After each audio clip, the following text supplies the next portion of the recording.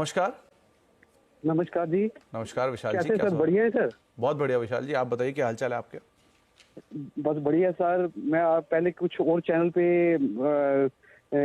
यही share market news सुनता था, मगर मैंने अभी कुछ ही देर पहले, कुछ 5-6 महीने पहले निवेश किया है मैंने शेयर मार्केट में, स्टार्ट किया है। मगर मेरे को सबसे जो पसंद चैनल आया है, ये आपका चैनल पसंद आया बहुत सर। बहुत शुक्रिया विशाल जी, बहुत बहुत शुक्रिया। जी हौसला अफजाई के लिए जी भी, जी। देखने के लिए भी, सराहने के लिए भी, बने रहने के लिए भी बहुत बहुत शुक्रिया। पूछे सवाल विशाल जी। टाटा मोटर के मेरे पास शेयर हैं, मैंने लिया था 56 में। ओके, और समय अवधि क्या दे सकते हैं आप इसे? लॉन्ग टर्म का नजरिया है मेरा। Okay okay. तो विशाल जी, एक इम्पॉर्टेंट अपडेट इससे रिलेटेड ये है कि इसमें एक डीमर्जर आना है। टाटा मोटर्स का कमर्शियल व्हीकल और पैसेंजर व्हीकल कारोबार का डीमर्जर होगा। तो वो डीमर्जर के लिए अगर आप लंबी अवधि के निवेशक हैं तो आप एलिजिबल हो ही जाएंगे विद टाइम। तो उसमें दोनों कारोबार अलग अलग करके दोनों शेयर आपको बट के मिलेंगे आगे चल के, जब इसका डीमर्जर आएगा तब। लेकिन ये अभी थोड़ा समय लगेगा, तो आप अगर लंबी अवधि के निवेशक है तो आपको उसका भी एक आइडिया रहना चाहिए। बाकी चार्ट वाइज कैसा लग रहा है वो मैं राजेश जी से पूछ के बताता हूँ। राजेश सर, टाटा मोटर्स खरीदारी की इन्होंने 1050 पे, बढ़िया तेजी भी दिखाई ऊपर, लेकिन फिर वापस हायर लेवल से थोड़ा हल्का हुआ। आप क्या राय रखते हो, क्या करना चाहिए इन्हें? मुझे लगता है कि देखिए, टेक्निकली तो मुझे लगता है कि ये करीबन 1050 1060 का ये टॉप रहेगा at least for the time being. सामने 950 का एक सपोर्ट उभर के आ रहा है, तो 950 के ऊपर बायस पॉजिटिव रखे। 1050 1060 का टारगेट होगा। लेकिन आई थिंक मुझे लगता है सुमित जी, आपने जो कहा वो ज्यादा इंपॉर्टेंट है। ये डीमर्जर का जो इम्पैक्ट है उसे कैसे देखे, ये प्रोबेबली वक्त ही बताएगा। तो अगर आपका वो एंगल होगा इन्वेस्टमेंट का, तो वो ज्यादा बेहतर होगा rather than technically for 100 points. तो आप वो डीमर्जर के ट्रिगर पे वेट करिएगा विशाल जी, और अपडेट देखते रहिएगा इस कंपनी से रिलेटेड क्या आते हैं। लेकिन वो एक इंपॉर्टेंट इवेंट होगा, तो उसको आप जरूर ध्यान रखिएगा। अब वंशु जी से बातचीत करते हैं, जो कि बुलंदशहर से हमारे साथ मौजूद हैं। वंशु जी नमस्कार। नमस्कार सर जी। नमस्कार वंशु जी, क्या सवाल मैं है आपका? देखता हूँ सर, मैं शुरू से। शुक्रिया शुक्रिया शुक्रिया वंशु जी, बहुत बहुत शुक्रिया। क्या सवाल है आपका? आपका चैनल मुझे काफी अच्छा लगता है, आपके अनुज सर बहुत अच्छा बताते हैं। अभी कुछ देर पहले ही उठ के गए अनुज जी, अभी थोड़ी देर पहले थे यहाँ पर। अगर सुन रहे होंगे तो ज़रूर आपको सराहेंगे, वो आपकी बातों को प्रशंसा करेंगे। लेकिन अभी के लिए आपका सवाल क्या है वंशु जी? सर मैंने इंडिगो के शेयर लिए थे आज से 1 मंथ पहले, 4092 के भाव पर। अनुज को ये सुन के आपने शायद लिया भी होगा। Yes yes. हाँ, अनुज इस पे काफ़ी बुलिश भी हैं। बढ़िया तेज़ी इसने दिखाई भी है। तो अभी वंशु जी आप कितना समय दे सकते हैं?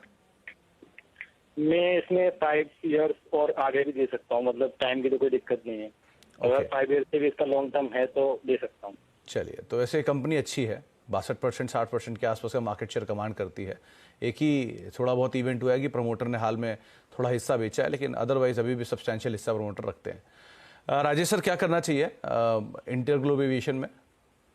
सुमित जी, आपने बिल्कुल सही कहा कि ये जो प्रमोटर ने हिस्सा बेचा है उसके बाद थोड़ा सा इंडिगो में आप कह सकते हैं कि टेक्निकली थोड़ी प्रॉफिट बुकिंग की जगह बन रही है यहाँ पे। तो 4250 के आसपास ये स्पॉट में है, तो मुझे लगता है प्रोबेबली 4000 के आसपास एक बार के लिए आएगा। लेकिन उनका जो नजरिया है, उनका जो व्यू है, वो लॉन्ग टर्म का है। तो डेफिनेटली मुझे लगता है कि काउंटर अच्छा है, ब्रीड अच्छी है, और ये ऐसा काउंटर है जिसे आपको पोर्टफोलियो में रखना चाहिए। तो अगर आपको डिप मिले, करेक्शन मिले, तो इसमें डेफिनेटली ऐड कर सकते हो। सामने रही रेजिस्टेंस की बात, तो मुझे लगता है 4500 से लेके 4600, ये जो इसका रिसेंट हाई का जो इसकी ट्रेजेक्ट्री है, वहां तक एक बार के लिए जा सकता है। अगर वो लेवल निकल जाए तो मुझे लगता है इवेंचुअली ये 5000 के पास पार चला जाएगा। तो काउंटर में स्ट्रेंथ है, बने रहे, डिप पे ऐड करें। स्ट्रेंथ है वैसे तो, आप बने रहें और आगे जो आपके अपमूव है उसको कैरी कर दें, वही ज़्यादा बेहतर है। और अगेन अच्छी कंपनी है, आप अकॉर्डिंगली यहाँ पर रणनीति बना सकते हैं। अब जोधपुर चलते हैं, प्रमोद जी वहाँ पे मौजूद है हमारे साथ बातचीत करने के लिए। प्रमोद जी नमस्कार। नमस्कार सर। नमस्कार प्रमोद जी, क्या सवाल है आपका? सवाल सर ये है, सबसे पहले तो मैं जो है सीएनबी से आवाज को सर धन्यवाद करूंगा कि जो है आम जो है जनता को निवेश के लिए जो है उन्होंने एक रास्ता दिखाया। मैं भी उन्हीं में से एक हूँ सर। बहुत लंबे समय से आपके चैनल से जो है देखता हूँ, और उसका रिजल्ट भी काफी सकारात्मक है। चलिए, बहुत बहुत शुक्रिया प्रमोद जी। कैपिटल प्रोटेक्शन, इस पर आप हमेशा ध्यान रखिएगा, चाहे कैसी भी सिचुएशन हो। एक, अगर आप निवेश SIP के थ्रू करते हैं तो उसे मेंटेन रखिएगा, और दूसरा, कभी अगर आपको ऐसी सिचुएशन मिले जहां आपको अपना कैपिटल प्रोटेक्ट कर सकते हैं तो वह कैपिटल ज़रूर प्रोटेक्ट करिएगा। धीरे धीरे रिटर्न अपने आप बन ही जाएगा। और हमेशा की तरह बहुत बहुत शुक्रिया हमें देखने सराहने के लिए। तो आपका सवाल क्या है प्रमोद जी? सर, मेरे पास मोतीलाल ओसवाल के 100 शेयर है 1800 के रुपए की रेट पर जी। अभी उस पे बोनस भी जो है घोषित हुआ है। तो मैं ये जानना चाह रहा हूँ जो है उसको लंबे समय के लिए जो है रखा जा सकता है आगे आने वाले समय के लिए, क्योंकि अक्सर ये होता है ऐसी कोई जो घटनाक्रम होता है जिसमें बोनस या कुछ होता है तो उसमें सुस्ती आ जाती है। तो वही जानना चाह रहा था मैं, आगे लंबे समय के लिए मेरा लॉन्ग टर्म व्यू है। और एक BSC के साथ जो है मेरे पास जो है फ्री जो है पड़े हुए हैं 125, मेरे पास 200 थे, 75 मैंने बुक करके और मूल अपने रकम निकाल लिया सर। चलिए, ये बहुत अच्छा किया वैसे आपने। तो एक चीज़ और प्रमोद जी पूछना चाहूँगा, जो आप ये मोतीलाल ओसवाल के शेयर लेकर बैठे हैं, ये प्री बोनस आपके पास के हैं, राइट?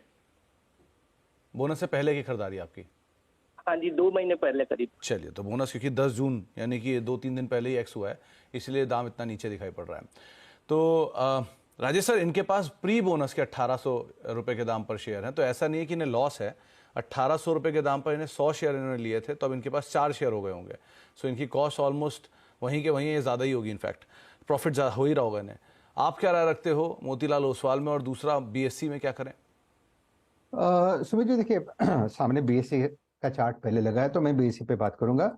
देखिए, BSC का स्ट्रक्चर अच्छा है। BSC हाल फिलहाल में यहाँ पे करेक्ट हुआ है, लेकिन अपने इंपॉर्टेंट क्लस्टर को ये रिस्पेक्ट कर रहा है। तो ये 2500 2600 ये इसके लिए एक बाइंग जोन है, बाइंग रेंज है। जब तक ये इंटैक्ट है तब तक मुझे नहीं लगता कोई दिक्कत है। इनफैक्ट मुझे लगता है यहाँ पे एक थोड़ा कंसोलिडेशन ओवर होने के बाद स्पॉट मिलेगा। 3200 और 3500 के आसपास के इसके जो टारगेट है ये अभी भी इंटैक्ट है। तो BSC ये एक अच्छा काउंटर है, आप इसमें बने रहे।